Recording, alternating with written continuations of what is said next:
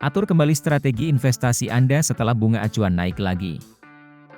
Perubahan portofolio investasi penting dilakukan agar imbal hasil lebih tinggi dibandingkan angka inflasi. Bank Indonesia memutuskan kembali menaikkan suku bunga acuan atau Bank Indonesia 7-Day Reverse Repo Rate sebesar 50 basis poin jadi 4,75%. Kenaikan suku bunga adalah strategi menurunkan angka inflasi. Namun langkah BI mengerek suku bunga acuan ini tentu akan mempengaruhi kinerja instrumen investasi di pasar modal. Otomatis, ini bisa mempengaruhi rencana keuangan investor. Lantaran suku bunga saat ini tinggi, Anda jangan menambah utang. Sebaliknya, Anda harus perbesar porsi dana cadangan. Hal itu disampaikan perencana keuangan Finansia Consulting Eko Endarto. Investasi jangka panjang sebaiknya tahan terlebih dahulu karena harga aset masih bisa jatuh, kata dia, kemarin.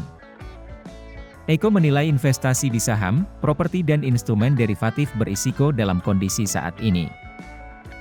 Dia merekomendasikan beralih ke deposito atau emas.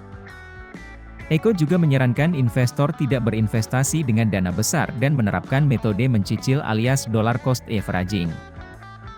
CEO PT Pinnacle Persada Investama, Guntur Putra juga menyarankan investor memperbesar porsi dana di instrumen yang liquid. Alasannya, likuiditas penting saat kondisi tengah volatil. Guntur merekomendasikan investor memperbanyak dana di instrumen pasar uang. Untuk investor konservatif, Guntur menyarankan menempatkan 70% dana di instrumen pasar uang. Sementara porsi dana di obligasi 20% dan di saham cukup 10%. Sedang investor tipe moderat masih bisa menempatkan 25% dana di saham. Untuk penempatan dana di obligasi bisa 20% dan pasar uang 55%.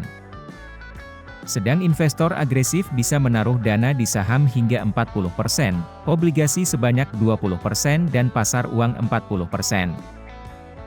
Saran Eko tak jauh beda. Eko merekomendasikan 40% dana ditempatkan di saham, 40% di obligasi, lalu 20% di deposito atau aset pasar uang.